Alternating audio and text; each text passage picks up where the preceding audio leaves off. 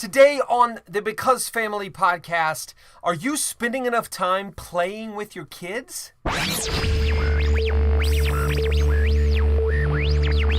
Hello and welcome to the BecauseFamily Podcast. I'm Michael Prince, the founder of BecauseFamily. Please visit BecauseFamily.org to learn how we can set up workshops to teach you as a parent how to better protect your kids online. Keep track of our blog at familytechblog.com. And today our episode is sponsored by our special new affiliate, Unglue. Unglue.com is where you can learn all about what they do. And if you use the promo code SAFE10OFF, S-A-F-E 10 off, you'll get 10% off your subscription to their service, which allows you to monitor and control the screen time your kids are having on their devices and gives them some control as well to help your older kids learn how to time manage better or manage their time better. So I recommend Unglue. I wrote about Unglue recently at familytechblog.com.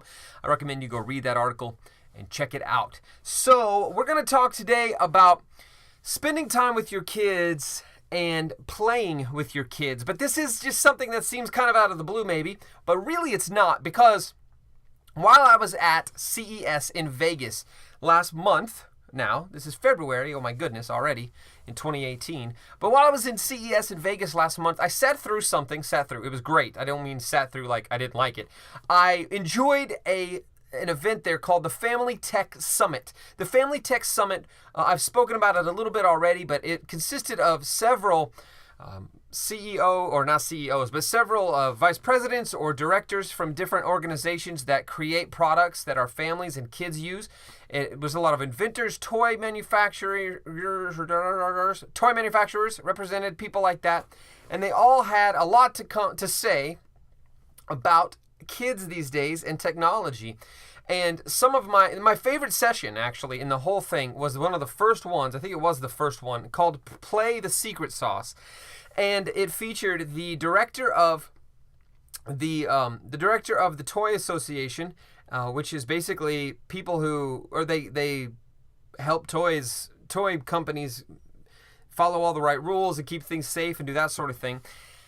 And there was them, and it was a couple a toy manufacturer, somebody who works with in the toy manufacturing industry, as well as two psychologists who work with families and kids and neuroscience and learning how kids play and what we can learn from how they play and how they learn when they play, and the director of kids content from PBS.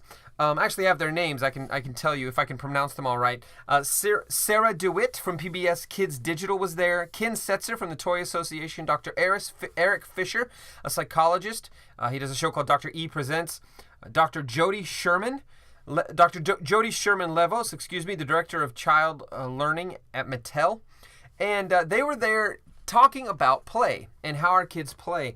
And they said some things that were specifically geared towards you, my audience, at the BecauseFamily Podcast. So I wanted to kind of not tell you word for word everything they said. And actually, I wrote about this again. I always do say this, but I did. I wrote about it at familytechblog.com. You can find that in my CES category, all the information about CES. It's one of those articles. But they talk about how kids benefit from play and a balance of play. So they do benefit from playing on a screen, but they also benefit greatly from having balance, so time off of a screen. And Jody Sherman said that the issue here is balance. This is Dr. Jody Sherman. She's, again, the Director of Child Development and Learning from Mattel. But she said that the key here for kids is a balance between on-screen and off-screen learning, as well as, here's the key, time with your parents. Dr. Eric Fisher said that he did this whole thing where he said something about, he's doing the Music Man reference, that it starts with T and the T stands for trouble and that rhymes with pool, whatever. And, but he said the T isn't trouble, it's time with your kids. And that's the issue that these psychologists, these professionals who work in the toy manufacturer industry are trying to get across to us, is that we as parents have to spend more time doing things with our kids. They learn more, they grow more, they benefit more from their play when it's combined with moms and dads being a part of that as well. They recommend we create quality experiences with our kids. We think more towards experiences rather than stuff. And I think that's something that's been a major part of our lives over the last few years as we moved into a motorhome and we traveled the country. And you can hear back podcast episodes about that, some of those adventures. Read blog posts at BecauseFamily.org about some of those adventures. But seriously, we learned that it's about what you get to go do with your family more than it's about how much stuff you have. Because we didn't have a lot of stuff anymore. We sold everything. We did 7 garage sales, uncounted trips to the thrift store. We had a small storage area about the size of this walk-in closet that my office is in, and what was in the RV is all we owned, and it was about the experiences. And that's something that they highlighted at this meeting at CES at the Family Tech Summit. It's about creating experiences. Now, they were speaking to people who are building games and robots and toys for kids, and they're saying you need to create an atmosphere with your product that invites parents into the experience. And so that was really cool for me to see. Unfortunately, Dr. Eric Fisher says our kids have in some ways become guinea pigs for these products. We've been testing what we have. How much screen time is good? Oh, not as much. We need to tone it back. Oh, what about social media? That's cool. Kids can connect. Oh, wait, maybe they shouldn't just video chat. Maybe they do better if they actually get in one-on-one personal social situations. And so our kids are being put in this guinea pig situation, and parents are a part of this a lot of times because unfortunately parents are using tech to do jobs parents should do. Now, this isn't just Michael talking here. Pastor Michael from BecauseFamily.org said that parents are using tech to do their jobs, but that's something that they said right here. Parents are letting tech do more than it should do. Dr. Eric Fisher said that as well. Parents are letting tech do more than it should do.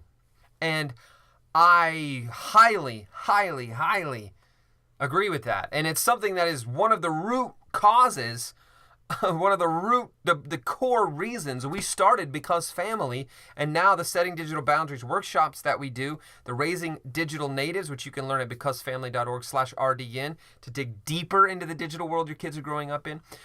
The reasons we're doing that stuff is because parents, unfortunately, are allowing tech to do more than it should. And so kids are unsupervised, they're having unfiltered experiences on tech, and they're learning things that we're not ready for them to learn yet. And that's not good. Play is how kids explore the world. Dr. Sarah said this, Sarah DeWitt from PBS Kids Digital. Play is how kids explore the world. And so they're learning about the world they live in from how they play. So if they're playing a game online with people from all over the world, that can be a really awesome thing because they get to learn about other cultures or other people. But it could also be a really dangerous or scary thing if you don't know who those people are. We have cousins. My kids have cousins. I have a niece and nephew that live halfway across the country in New York City, on the East Coast. And they get to FaceTime and do stuff like that. And Facebook Messenger Kids is available for them to send messages back and forth through their parents' phones. And at some point, they might get to the age where we allow them to play games together online through that. But they get time together, and that's a really cool thing. But unfortunately, when it's unsupervised and it's not done where parents are paying attention, they're able to contact people online that they don't know. They don't know who they are. They don't know what they're doing. They can play Minecraft with people on a server. They don't know who they are. Roblox has been notorious for inappropriate stuff being put onto the game and kids getting into servers that they shouldn't be in and learning and playing the game there with people they shouldn't be playing with. And so it's not as good. But the issue is parents not being a part of the play of their kids. I think it was Dr. Fred Rogers, Mr. Rogers said that play is the work of childhood. That is their job. And as parents, we have to help them do their job safely and properly. And that's what they were saying at this conference. Dr. Jody Sherman said, Dr. Jody Sherman Levos, sorry, the way I have it written down, it's not easy to remember that last part. But she said, some parents see play as a luxury, but we're doing a lot of work to show parents the benefits of play. For parents, play has even become a luxury for their kids to where they're saying, well, they get your homework done, make sure you get to baseball practice, to dance class, to all the things, And if there's time before bed, you can play a little bit with your brother, or we can play a game together, or we can do whatever. But these psychologists are trying to say, whoa, slow down and make time for play. This is their work. This is their exploration. This is how they learn. We got to make time for it. And parents don't know how to play anymore. So they struggle helping their kids play, but they don't remember what it was like to be a kid. But you're recommended, I recommend, and something I struggle with and have to remember is to allow my kids to fail, to mess up at something. One thing that we do when we play games and stuff is I don't ever allow my kids to win. Like, if they win, they win. But I don't let them win intentionally and just, give up and say, oh, you beat me. You're such a good at this game. No, when they beat me, it's going to be real because they need to know how to fail at it. They need to know how to lose and pull themselves up by their bootstraps and say, I'm going to play you again. And next time I'm going to kick your butt. And then someday when they do beat me, never going to happen. But when they actually do beat me, they can say, I did it. I really did. I beat my dad at this game. And it's a big deal because I had never done it before. He didn't let me do that. And so they feel rewarded. They know that things aren't just handed to them in life. And they learn about failing and messing up and how to continue to grow as a person. Some of the key aspects that kids learn about or develop as they play is their cognitive abilities, communication skills, social skills, creative abilities, emotional skill, and their physical skill. I mean, playing outside, playing sports, things like that. So we need to play with our kids on their tech devices. What games do they like to play? What did they play? What did they do the last time they played Minecraft, or the last time they were battling it out on the Clash of Clans? How did they approach that attack? What happened? When they want to tell you about it, let them tell you about it. Because here's the deal: when your 8-year-old, this is Michael, not Dr. Anybody. This is Michael's saying this. When your 8-year-old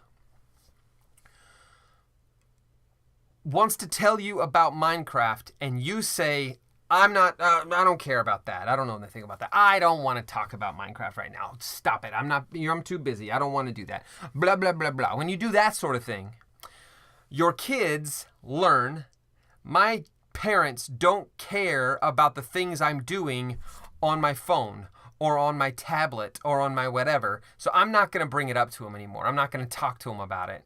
And so your kids stop talking to you about it. Then they're 13 years old. They're sitting all day like this, texting. And you're going, what are they doing? Why are they texting so much? I want to know what's going on. And you're asking them about it. And they go, what? Nothing. It's fine. Who are you talking to? Oh, just a friend.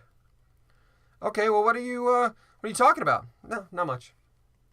How's everything on there? You doing good? Yeah. What apps do you like to use? Oh, just some stuff. It's no big deal. Why do you care all of a sudden, right? When all their lives they've been playing a game and you couldn't care less about what they were doing on there. Well, now all of a sudden you want to know. So playing with your kids allows them to feel like they can talk to you about their experiences. They can talk with you about what's important to them. Because if play is work, then it's like you coming home from work on Friday or on Tuesday and saying, oh, honey, what a day today. Bob came in and it was his birthday, and so we had a little party for him. But then Susan didn't want to come because her and Bob have a history, blah, blah. So you're talking it all out. This is what happened. And your wife's going, But you feel validated and you feel important because she's nodding her head saying, and listening to you. But when your kid walks in and says, so on Minecraft I did this thing and I did that, and you go, blah, blah, blah, I don't have time for that, I'm trying to make dinner. They're learning a lesson there. So talk to them about what they're doing online. They talked a little bit about nature deficit disorder. Kids not spending enough time in nature, not spending enough time outside. I'm an indoorsy person. I get it. Like, I'd rather do this right here, talk to my computer, whether it's to you, just watching someday, or to friends that I contact on social media or whatever. I'd rather do this than go outside and play most any time. I like to go play football or baseball every now and then, but I'm happy right here. Play a computer game, watch other people play computer games. I'm cool. But my kids need to go outside. They need to play outside. Yesterday, we had a nice warm day for January 31st, and they dug a hole in the backyard at my in-laws' house. And my father-in-law is like, I don't even mind filling that hole in because they need to dig in the dirt. They came in, they all had to get baths before dance class, but guess what they got to do? All 6 of them, my 4 and my niece and nephew, they got to go out back and dig a hole in the dirt. There were no nature deficit disorder in that family. That's not happening. So you need to let your kids go outside. Tech adds a new layer to your kids' play. It can be a new layer if it is added to the other kinds of healthy play. If it's all they do, it's not a layer anymore. Another thing you got to be careful about is how much time you have your kids spend on tech when it's not in play.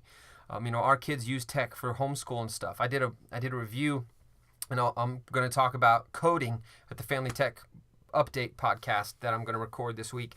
And I did a review of a robot that you code with no screen. And I talked about how in homeschool you let your kids do a lot of stuff on an iPad or something because there's some good resources for practicing math or English or something like that on it.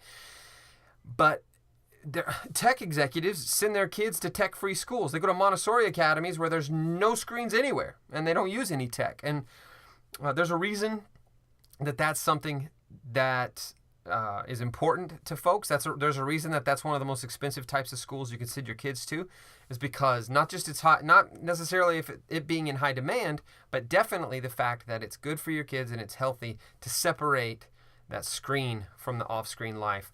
And the biggest thing is you being involved. Play with your kids. Help. So my job and our goal and the goal, and I'll just give you kind of insight what the toy industry was talking about at this event, is that their goal is to help parents understand the importance of play, help parents be a part of their kids playing, to give personalized adaptive learning for kids, combine it with tips for parents so parents aren't going into this game blind. How many of you could sit down in front of Minecraft and figure it out? I could, but I'm a gamer. I like that sort of thing. Could you do that? I don't know. Kids don't have to be inundated with tech to become the next tech giant. These guys who created all the most popular tech stuff that we use, they didn't have computers like that to use.